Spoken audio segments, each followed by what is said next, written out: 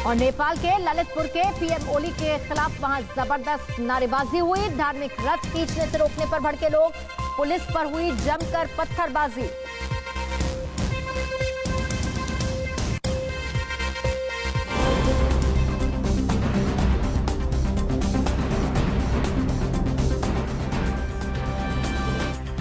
तो देश के सबसे बड़े न्यूज नेटवर्क टीवी 9 पर आप देख रहे हैं देश का सबसे बड़ा न्यूज बुलेटिन न्यूज टॉप 9, जिसमें हम आपको दिखाते हैं देश दुनिया की बड़ी खबरें। लेकिन पहले बात भारत चीन टकराव की करेंगे। सीडीएस बिपिन रावत ने क्यों कहा युद्ध के लिए तैयार हैं हम। रूस में आज क्या बड़ा होने वाला है। रूस के हथियार से एलएसी पर होगा करारा वार। भारत चीन के बीच की सभी बड़ी खबरों के लिए आप देखिए टॉप 9 एलएसी पर टक्कर। चीन से तनाव के बीच सीडीएस जनरल बिपिन रावत का बड़ा बयान आया है।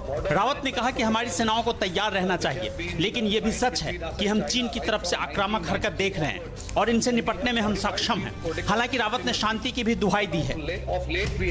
चीन से तकरार के बीच गुरुवार को आर्मी चीफ मनोज मुकुंद नरवणे 2 दिन के लिए लेह पहुंच गए, जहां नरवणे ने एलएसी पर मौजूद फॉरवर्ड लोकेशन का दौरा किया और सुरक्षा का जायजा लिया। इससे पहले बुधवार को air chief marshal RKS Bhadauria ने भी भूटान बॉर्डर के पास पूर्वी वायु कमान की तैयारियों का जायजा लेने हासीमारा एयरबेस गए थे।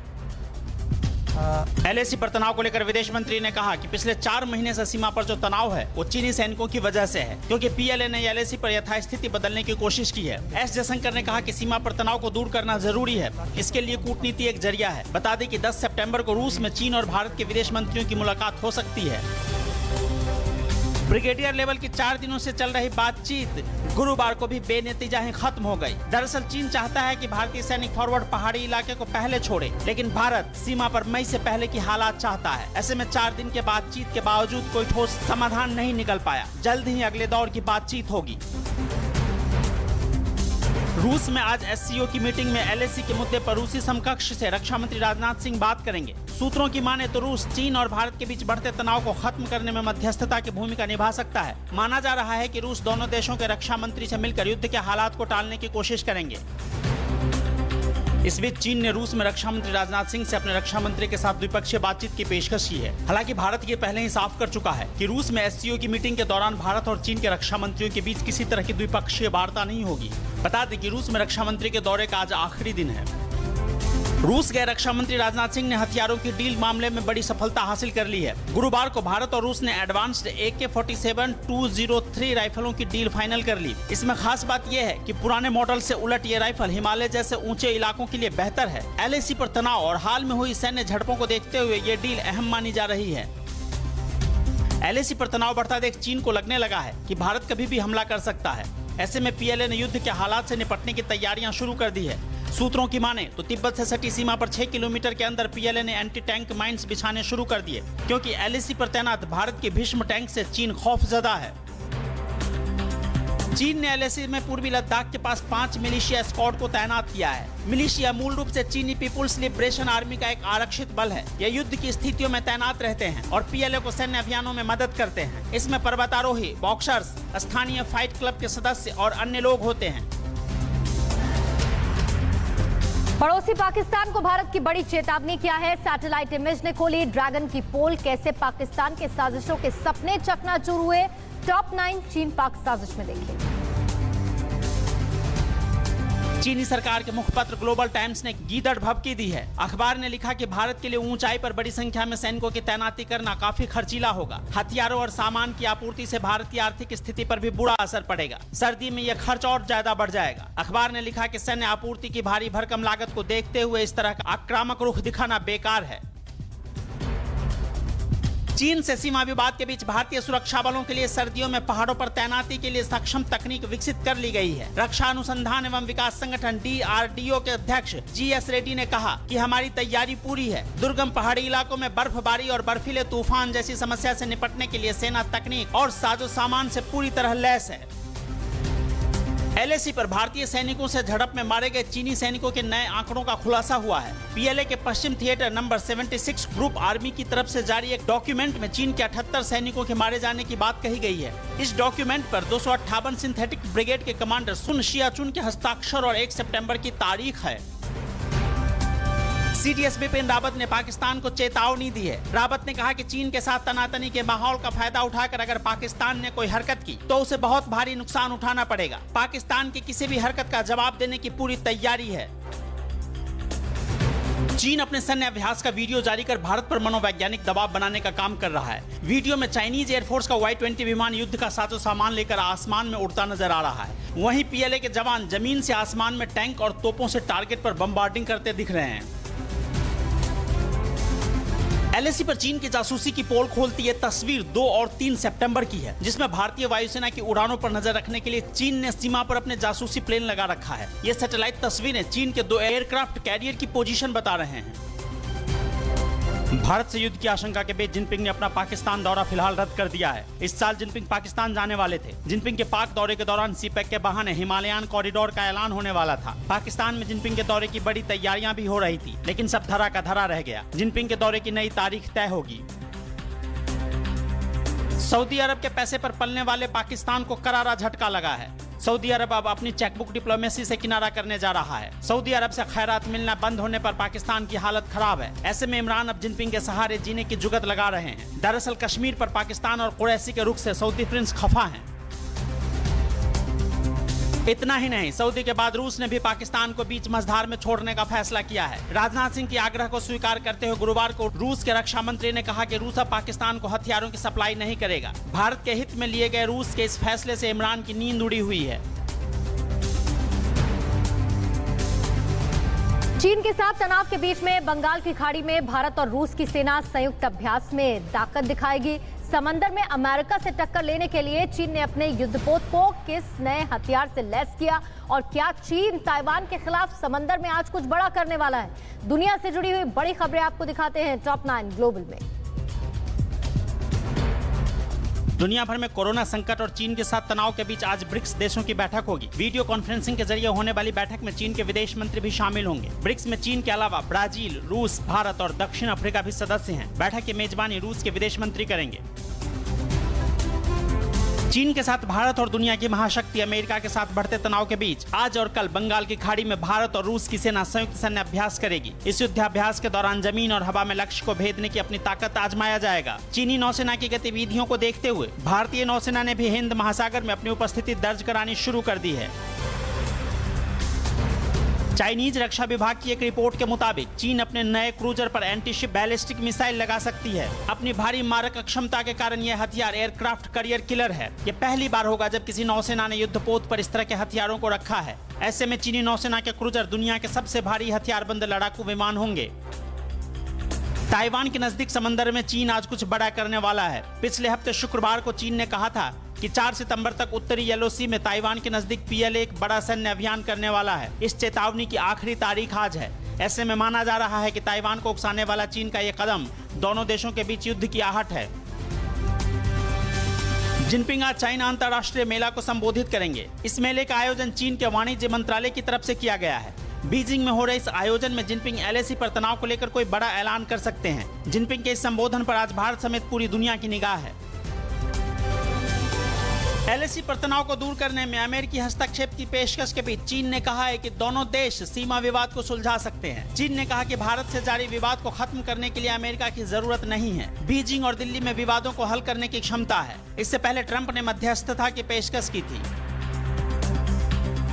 मशहूर हॉलीवुड अभिनेता जैकी चैन के बीजिंग में 2 अपार्टमेंट को जबरदस्ती नीलाम करवाया जा रहा है। कहा जा रहा है कि अपार्टमेंट के मालिकाना हक को लेकर एक विवाद के बाद स्थानीय कोर्ट ने नीलाम करने का आदेश दिया है। हांगकांग के मुद्दे पर जैकी चैन से चीनी सरकार ने समर्थन हासिल किया था, लेकिन अब चीन ने जैकी चैन से मुंह फेर लिया है। अफगानिस्तान में तालिबान और सरकार के बीच चल रहे शांति प्रक्रिया को धक्का लग सकता है। दरअसल शांति समझौते के तहत रिहा किए गए कुछ तालिबानी आतंकियों ने जिहाद जारी रखने का ऐलान किया है। एक गुप्त रिपोर्ट के मुताबिक बड़ी संख्या में आतंकियों ने अमेरिका समर्थित अफगान सरकार के खिलाफ लड़ाई जारी रखने की बात कही। ऐसे में माना जा रहा है कि आने वाले दिनों में यहाँ हालात और खराब होंगे।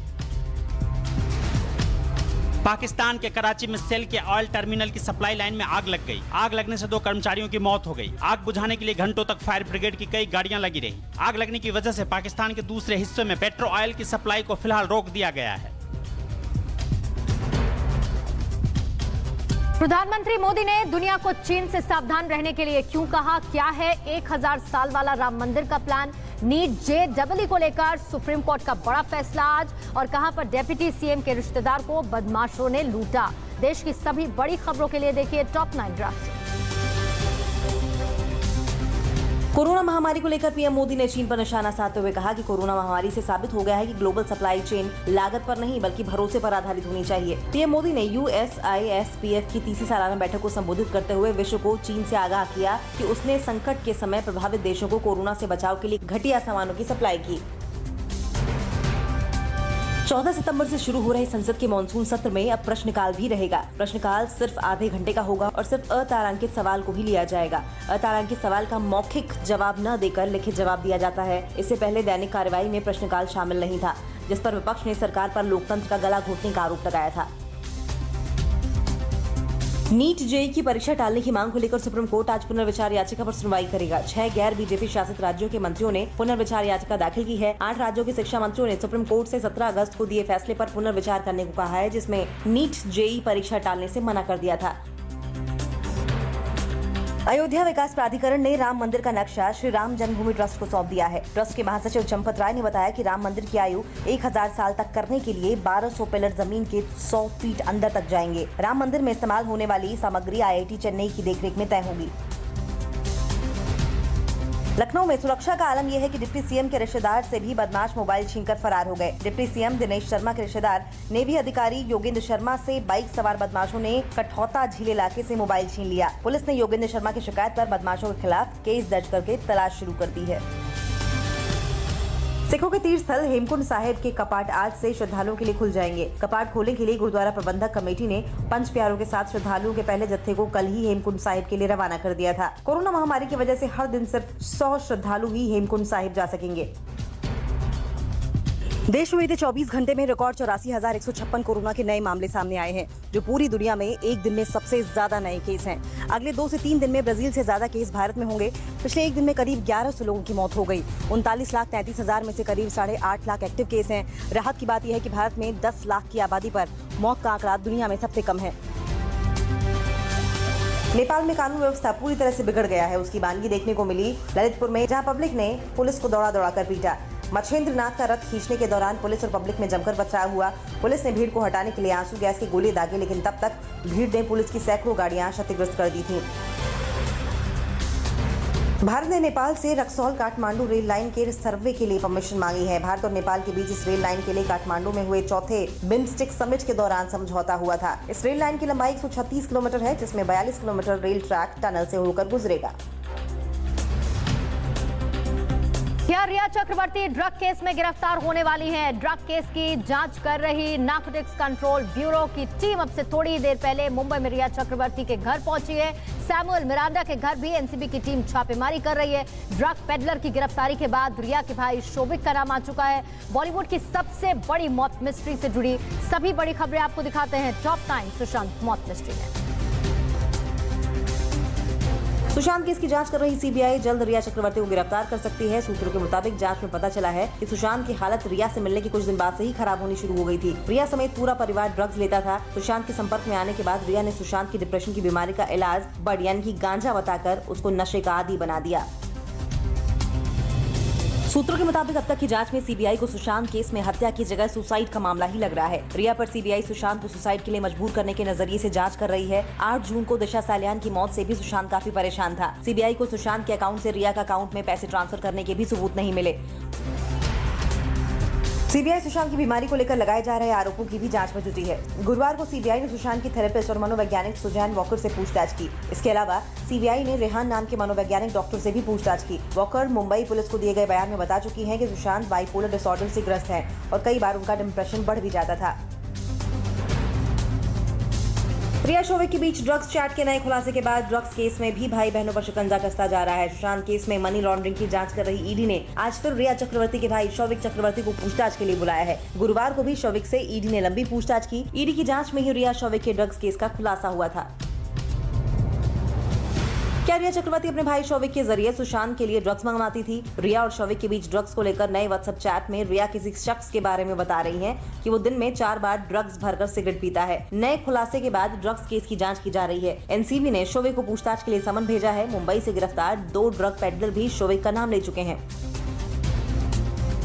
रिया और उनके भाई शौविक के ड्रग्स कनेक्शन में गिरफ्तार ड्रग पेडलर जाद को मुंबई की कोर्ट ने 7 दिनों के लिए एनसीबी के रिमांड में भेज दिया है। इस केस में मुंबई से लेकर गोवा तक के कई ड्रग पेडलर एनसीबी के रडार पर हैं। मुंबई के ड्रग पेडलर फारूक बटाटा को भी गिरफ्तार किया गया है। इस बीच एनसीबी ने एक अहमद नाम के एक और ड्रग पेडलर को गोवा से गिरफ्तार किया। सुशांत केस में गुरुवार को सीबीआई ने लगातार तीसरे दिन रिया चक्रवर्ती के पिता इंद्रजीत चक्रवर्ती से लंबी पूछताछ की। इससे पहले सीबीआई रिया के पिता के साथ मां से ही पूछताछ कर चुकी है। सीबीआई ने कल सुशांत के कुक नीरज और केशव से भी घंटों सवाल जवाब किए। सूत्रों के मुताबिक बिजनेस मैनेजर श्रुति मोदी ने सीबीआई को कुछ अहम जानकारी दी है। सुशांत केस में बॉलीवुड माफिया पर सवाल उठा रही कंगना रनौत ने शिवसेना नेता संजय राउत पर मुंबई न आने की धमकी देने का आरोप लगाया है। आरोपों को गलत बताते हुए राउत ने कहा, अगर कंगना को ऐसा लगता है कि वो मुंबई पुलिस से शिकायत कर सकती हैं। कंगना ने कुछ दिन पहले कहा था कि उन्हें मुंबई पुलिस पर भरोसा नहीं, इसलिए केंद्र सरकार उन्हें सुरक्षा मुहैया कराए। सुशांत के बिजनेस पार्टनर वरुण माथुर से ईडी ने मुंबई में कल लगातार दूसरे दिन लंबी पूछताछ की। वरुण सुशांत की साल 2018 में शुरू हुई कंपनी के डायरेक्टर हैं। सुशांत ने रिया और उसके भाई के साथ भी कंपनी शुरू की थी। वरुण से बुधवार को भी ईडी ने 10 घंटे तक पूछताछ की थी। वरुण से पैसों के हिसाब किताब से जुड़े सवाल किए गए। दिल्ली के पॉश इलाके लुटियन जोन में कैसे हुआ बड़ा हादसा? कोरोना के बीच जाम छलकाने वालों के लिए क्या खुशखबरी आई? दिल्ली में कहां पर पत्नी को टोकना पति को भारी पड़ा? मुंबई में मेट्रो शिफ्ट करने पर कांग्रेस ने क्यों सवाल उठाए? दिल्ली मुंबई से जुड़ी हुई हर बड़ी खबर आपको दिखाते हैं न्यूज टॉप 9 दिल्ली मुंबई। दिल्ली में कोरोना महामारी के बीच जाम छलकाने वालों के लिए अच्छी खबर आई है। राजधानी में 9 सितंबर से बार खोलने की मंजूरी मिल गई है। कंटेनमेंट जोन को छोड़कर सभी बार खुलेंगे। दिल्ली सरकार ने बार खोलने के लिए एसओपी जारी की है, जिसमें बिना लक्षण वाले ग्राहक को बार में जाने की इजाजत होगी। एंट्री के समय थर्मल स्कैनिंग और हाथों को सैनिटाइज करना होगा। राजधानी दिल्ली के पॉश इलाके लुटियन जोन में भीषण सड़क हादसा हुआ है, जहां संसद मार्ग से रफी मार्ग की ओर जा रही तेज रफ्तार डीटीसी बस नीति आयोग भवन की दीवार पर टक्कर के बाद क्षतिग्रस्त हो गई। गनीमत रही कि बस में कोई यात्री मौजूद नहीं था। ड्राइवर और मार्शल सुरक्षित बाहर निकल आए। दिल्ली दंगे के आरोपी शर्जील इमाम को कोर्ट ने 30 दिन की न्यायिक हिरासत में भेज दिया है। यूएपीए के तहत असम से शर्जील इमाम की गिरफ्तारी हुई थी। शर्जील के खिलाफ जामिया हिंसा में शामिल होने, दंगा भड़काने और सीए के खिलाफ कथित रूप से भड़काऊ भाषण देने के आरोप में अलग अलग राज्यों में 5 एफआईआर दर्ज की गई थी। राजधानी दिल्ली में पति को पत्नी के अवैध संबंध का विरोध करना महंगा पड़ा। पत्नी ने प्रेमी के साथ मिलकर पति पर हमला कर दिया। बाबू नाम के शख्स पर सुनीता के बॉयफ्रेंड मनोज ने फायरिंग कर दी, लेकिन दोनों गोलियां बाबू के पैर में लग गईं, जिससे कि वो बच गया। पुलिस ने आरोपी पत्नी और उसके प्रेमी मनोज को गिरफ्तार कर लिया है। दिल्ली पुलिस ने बैंक कर्मचारी बनकर हजारों लोगों को ठगने वाले गैंग का पर्दाफाश कर गैंग के 5 सदस्यों को गिरफ्तार किया है। गैंग के सदस्य लोगों से कैशबैक लेने के नाम पर क्रेडिट कार्ड की डिटेल मांगते थे और पैसा निकालने के बाद सिम बंद कर देते थे। गैंग अब तक हजारों लोगों से ठगी कर चुका है। दिल्ली पुलिस की आर्थिक अपराध शाखा ने नोएडा से एक ऐसे ठग को गिरफ्तार किया है, जो खुद को पीएमओ का अधिकारी बताकर गुजरात के बड़े बिजनेसमैन से 36 करोड़ की ठगी कर चुका है। पीयूष बंदोपाध्याय ने अपनी पत्नी के साथ मिलकर कारोबारी को ठेका दिलाने के नाम पर करोड़ों रुपए ठगे। मुंबई के पास रायगढ़ में बिल्डिंग हादसे से सबक लेते हुए महानगर पालिका ने एहतियातन 4 जर्जर इमारतों को सील कर दिया है। महानगर पालिका ने जर्जर इमारतों को खाली कराकर इनके बिजली और पानी के कनेक्शन काट दिए हैं, जिससे दोबारा यहां कोई न रह सके। तारीख गार्डन में बिल्डिंग गिरने से 16 लोगों की मौत हो गई थी। मुंबई में पिछले 24 घंटे में कोरोना के 1622 नए केस सामने आए हैं, जिसमें 37 लोगों की मौत हुई है। इनको मिलाकर कोरोना मरीजों की संख्या 1.5 लाख के पार पहुंच गई है, जिसमें 21,000 से ज्यादा एक्टिव केस हैं। मुंबई में कोरोना वायरस से अब तक 7,764 लोगों की मौत हो चुकी है। महाराष्ट्र में गठबंधन सरकार में सब कुछ ठीक नहीं चल रहा। कांग्रेस नेता संजय निरुपम ने मेट्रो कार शेड को शिफ्ट करने पर सवाल उठाए हैं। निरुपम ने कहा कि शहर के बीच में जंगल और जंगल के बीच में मेट्रो, ये कैसा विकास मॉडल है। उधर सरकार ने आरके कॉलोनी के 600 एकड़ इलाके को संरक्षित जंगल घोषित किया है। कितने राज्यों में तेज रफ्तार ने ढाया कहर? अमृतसर में गुंडों ने सरेराह तांडव मचाया। आंध्र प्रदेश में प्लाईवुड फैक्ट्री में भीषण धमाका और दिल्ली से सटे इस मशहूर ढाबे में पराठे बनाने वाले निकले कोरोना पॉजिटिव। कहा, वन मंत्री के चरणों में नतमस्तक हुई खाकी वर्दी। राज्यों की सभी बड़ी खबरें टॉप 9 अन्य राज्य में देखिए। मध्य प्रदेश के बुरहानपुर में एक बाइक पर जा रहे 3 युवक को तेज रफ्तार कार ने टक्कर मार दी। टू टर्न पॉइंट से बाइक सवार रोड की दूसरी तरफ जाने की कोशिश कर रहा था, लेकिन खतरनाक स्पीड में आ रही कार बाइक सवारों को उड़ाते हुए फरार हो गई। इस हादसे में युवक बुरी तरह से घायल हो गए हैं, जिन्हें अस्पताल में भर्ती कराया गया है। यूपी के कानपुर में बड़ा चौराहा के पास शहर के सबसे बड़े मॉल जेड स्क्वायर के एक हिस्से में बीती रात आग लग गई। आग लगने की सूचना मिलते ही फायर ब्रिगेड की कई गाड़ियां मौके पर पहुंचकर आग बुझाने में लग गई।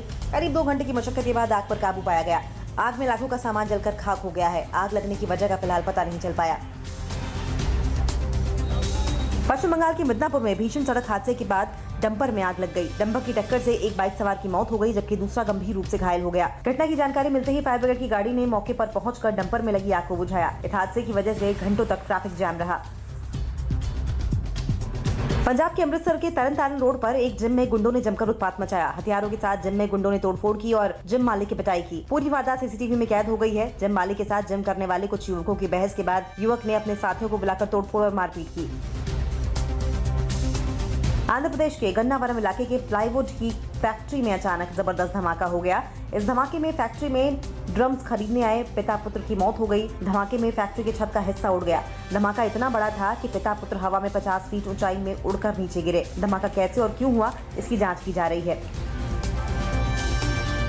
हरियाणा के सोनीपत के मूर्थल के मशहूर सुखदेव ढाबा पर कोरोना का विस्फोट हुआ है। ढाबे पर काम करने वाले 65 कर्मचारी कोरोना पॉजिटिव पाए गए। इसके बाद उन लोगों की चिंता बढ़ गई है जो यहां पिछले कुछ दिनों में खाना खाने आए थे। एहतियात के तौर पर ढाबे को 2 दिन के लिए बंद कर दिया गया है और उसे सैनिटाइज किया जा रहा है। लखनऊ के आशियाना इलाके में पारिवारिक कलह में अभिषेक नाम के शख्स ने खुद को आग लगाकर खुदकुशी कर ली। आग की चपेट में आए घर में रखे फ्रिज में बड़ा धमाका हो गया। अभिषेक ने अपने सुसाइड नोट में अपने परिवार के साथ ससुराल पक्ष को जिम्मेदार बताया। कुछ दिन पहले उसकी पत्नी की भी मौत हो गई थी, जिसके बाद अभिषेक को संपत्ति से बेदखल कर दिया गया था। उत्तर प्रदेश के रायबरेली में कुछ दिन पहले लापता हुए चचेरे भाई बहन की हत्या का खुलासा हुआ है। 1 सितंबर को कुंडलवन गांव से 11 साल के दीपक और 19 अगस्त को 8 साल की रूबी नाम की लड़की का अपहरण कर लिया गया था। कुछ दिन पहले इलाके में मिले नरकंकाल की जांच पड़ताल के बाद हत्या का खुलासा हुआ। पुलिस हत्या के पीछे की वजह का पता लगाने में जुटी है। मध्य प्रदेश के कटनी के बरही क्षेत्र के थाना प्रभारी शंकर सिंह ने वर्दी में वन मंत्री विजय शाह के पैर छुए। मंत्री विजय शाह कटनी के विजय राघवगढ़ विधानसभा के दौरे पर थे। जैसे ही मंत्री कार से उतरे, थाना प्रभारी शंकर सिंह ने विजय शाह के पैर छूकर आशीर्वाद लिया। थाना प्रभारी का पैर छूते हुए वीडियो सोशल मीडिया पर वायरल हो रहा है। और अभी के लिए न्यूज टॉप 9 में फिलहाल इतना ही। नई खबरों के साथ न्यूज टॉप 9 लेकर हम फिर से लौटेंगे शाम 7 बजे।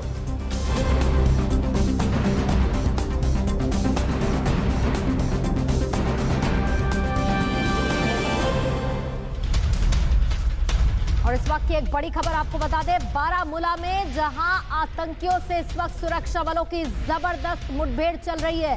येदीपोरा पट्टन में आतंकियों का एनकाउंटर सुरक्षा बल कर रहे हैं। पुलिस और सुरक्षा बलों ने आतंकियों को घेर लिया है। आतंकियों की मौजूदगी